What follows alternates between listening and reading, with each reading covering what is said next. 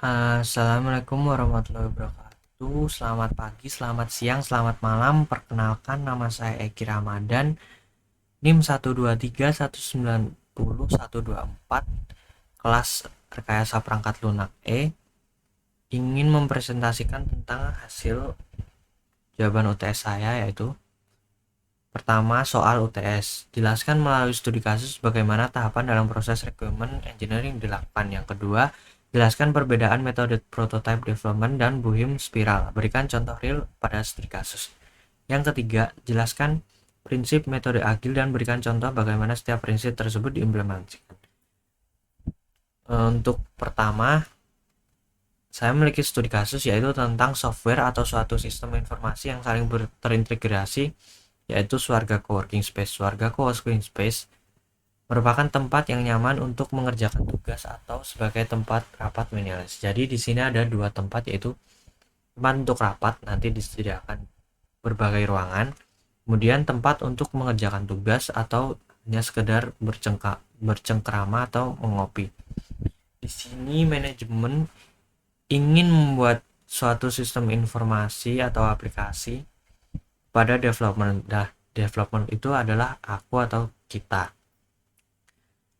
yang memerlukan requirement engineering. Nah, langsung saja ke requirement engineering. Requirement engineering adalah proses di mana persyaratan untuk produk perangkat lunak dikumpulkan, dianalisis, didokumentasikan, dan dikelola di seluruh siklus hidup rekayasa perangkat lunak. Requirement engineering ada 4 tahap, yaitu feasibility study, requirement elicitation dan analis, requirement specification, dan requirement validation. Kemudian di tahap pertama ada feasibility study.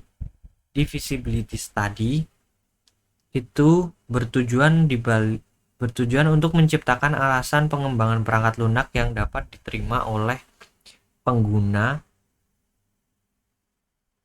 dan fleksibel untuk diubah dan sesuai standar yang diciptakan. Nah, di sini ada 3 subbagian dari feasibility study. Yang pertama, technical feasibility, yang artinya kelayakan teknis, menjelaskan tentang apakah nanti sistem informasi yang kita bangun untuk coworking space ini memberi kenyamanan dan menyediakan apa yang dibutuhkan customer. Kemudian operasional feasibility, yaitu kelayakan operasional, yang menjelaskan tentang apakah nanti sistem yang kita buat dapat mengefisiensi dan mempermudah admin maupun pelanggan dalam pendataan maupun penyajian menu. Jadi nanti sistem ini di operational feasibility memberikan pertanyaan-pertanyaan untuk pelanggan atau stakeholder untuk memberi masukan mengenai efisiensi dan permudahan. Dan selanjutnya ekonomi feasibility, menjelaskan tentang apakah sistem informasi yang dibuat dapat menghasilkan keuntungan finansial bagi organisasi atau manajemen yang kita akan buat, yaitu Swarga Coworking Space. Nah, di ketiga ini harus lengkap semua telah di checklist. Jika salah satu tidak memenuhi kriteria, maka kita tidak akan bisa lanjut ke tahap berikutnya. Oke, jika sudah semua, kita lanjut ke tahap berikutnya, yaitu requirement elicitation dan analis. Di studi kasus yang saya buat di sini merupakan pengumpulan persyaratan dengan bantuan stakeholder. Jadi nanti kita mengumpulkan dengan mewawancarai stakeholder untuk persyaratan dan yang akan dilakukan di sistem informasi tersebut. Kemudian persyaratan dianalisis untuk diidentifikasi ketidakkonsistenan, kecacatan, kelalaian, dan lain-lain. Nah, ini nanti akan menimbulkan beberapa konflik, yaitu misal konflik masalah elicitasi dan analis melibatkan semua dan hanya orang yang tepat. Seringkali tidak tahu apa yang mereka inginkan. Jadi kita sudah mewawancarai dan kita kadang apa sih yang mereka inginkan gitu. Kemudian mengungkapkan persyaratan dalam istilah mereka. Jadi nanti ketika kita wawancara untuk coworking space, mereka berbicara sesuai yang mereka inginkan, tetapi kita tidak ngerti gitu. Kemudian mungkin memiliki persyaratan yang bertentangan. Jadi kita sebagai pihak development kan memiliki angan-angan tersendiri dan kita mewawancarai. Mungkin angan-angan yang kita miliki akan bertentangan. Nah, itu akan dimasukkan ke dalam requirement elicitation dan analis. Kemudian yang terakhir, menciptakan suatu model aplikasi. Nah, ini nanti sebagai gambaran yang diberikan untuk stakeholder dalam melihat persyaratan dan analis yang akan dilakukan. Kemudian jika step ini atau tahap ini sudah selesai, kita lanjut ke tahap berikutnya, requirement specification. Ini adalah melanjutkan informasi yang didapat dari elicitation dan analis. Nah, spesifikasi ini adalah jenis dokumen yang dibuat oleh analis perangkat lunak setelah persyaratan dikumpulkan dari berbagai sumber. Kemudian persyaratan akan diterima dan ditulis dalam bahasa teknis sehingga dapat dipahami dan bermanfaat oleh tim pengembang. Ini ada dua requirement, yaitu user requirement dan system requirement. User requirement itu tentang apa saja yang dilakukan oleh sistem dan pembatasan operasional. Misalnya sistem yang kita buat dalam coworking perlu laman menu atau dashboard atau domain atau nanti seperti visual-visual yang ada di dalam cafe seperti itu. Kemudian sistem requirement yaitu pendefinisian secara detail tentang apa saja yang diperlukan diimplementasikan ke dalam sistem. Seperti laporan penjualan harian yang ada di dashboard kasir nanti, atau detail-detail seperti bahan-bahan yang akan dibuat untuk menu seperti itu. Kemudian jika sudah, kita lanjut ke step berikutnya, yaitu requirement validation, yaitu setelah spesifikasi persyaratan dikembangkan, persyaratan yang dibahas dalam dokumen D untuk divalidasikan. Nah, di sini ada 4, yaitu requirement review inspection atau tinjauan inspeksi persyaratan, yaitu menganalisis manual sistem dari persyaratan tersebut. Jadi nanti sistemnya dianalisis secara manual. Kemudian prototyping, yaitu melihat gambaran menggunakan model sistem yang dijalankan untuk memeriksa proses. Kemudian yang ketiga, test case generation, yaitu nanti pihak development akan menguji untuk persyaratan guna memeriksa kemampuan untuk diuji. Kemudian yang keempat, automate consistently analysis, yang ini seperti otomatis mengecek konsistensi deskripsi persyaratan yang terstruktur pada sistem Swarga coworking space. Kemudian kita lanjut ke nomor 2, yaitu perbedaan prototype development dan BIM spiral.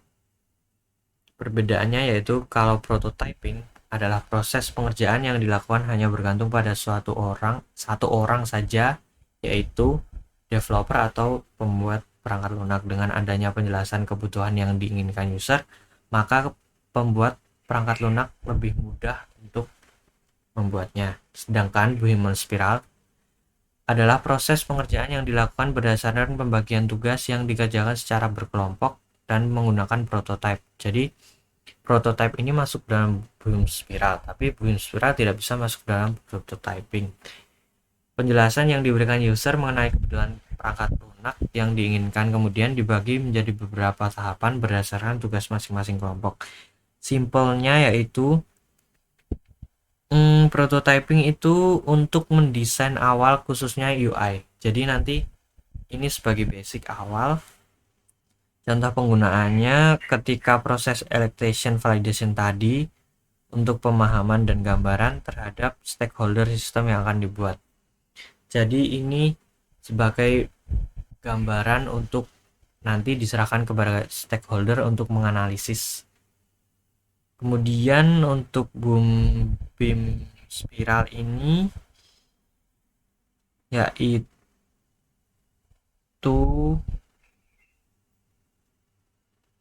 penilaian resiko untuk development yang cukup besar. Jadi ini untuk development yang cukup besar dan untuk menilai resiko. Contoh penggunaannya yaitu ketika teknologi baru akan diterapkan, misalkan di development Sorga Coworking Space ini memiliki bahasa pemrograman yang baru yang akan kita terapkan. Nah, itu akan dicek apakah beresiko baik atau buruk. Kalau buruk, nanti kita akan singkirkan terlebih dahulu. Kemudian, soal nomor 3 yaitu jelaskan prinsip metode agil dan berikan contoh bagaimana prinsip tersebut diimplementasikan. Saya akan menjelaskan tentang metode agil tersebut dahulu. Agile Software Development adalah metode pengembangan software yang didasarkan pada proses pengerjaan yang dilakukan berulang di mana aturan dan solusi yang disepakati dilakukan dengan kolaborasi antar tim, terorganisir dan terstruktur. Kemudian prinsip metode agile ada 5 yaitu customer involvement atau keterlibatan pelanggan. Pelanggan harus terlibat erat selama proses pengembangan.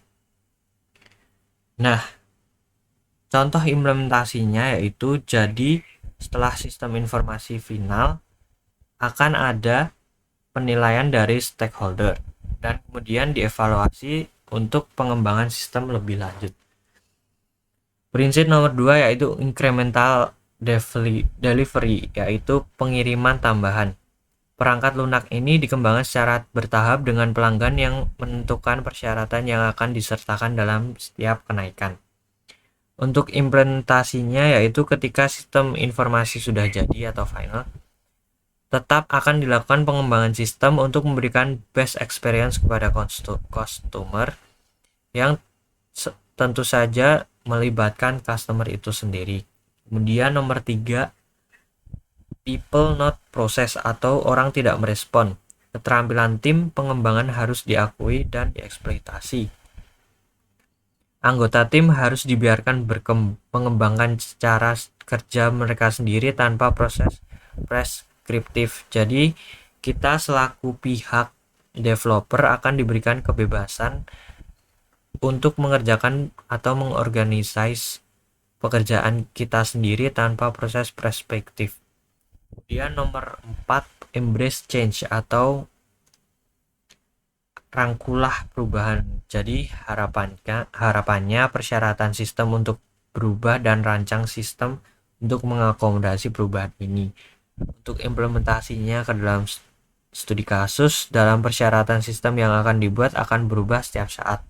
Jadi kita dalam pihak developer harus setia untuk mengikuti dan mendesain ulang persyaratan jika ada perubahan. Kemudian yang terakhir, maintain simplicity atau pertahankan kesederhanaan. Fokus pada kesederhanaan baik dalam perangkat lunak yang sedang dikembangkan maupun dalam proses pengembangan. Nah, studi kasusnya untuk mengimplementasikannya akan selalu ada pengembangan di sistem. Jadi kita selaku developer harus siap tanggap untuk mencari solusi paling sederhana dan praktis dalam pengembangan sistem tersebut. Nah, mungkin itu saja dari saya. Ada kurangnya mohon maaf. Terima kasih telah menonton dan mendengarkan penjelasan dari saya. Selamat siang, selamat pagi, selamat malam. Wassalamualaikum warahmatullahi wabarakatuh. Bye-bye.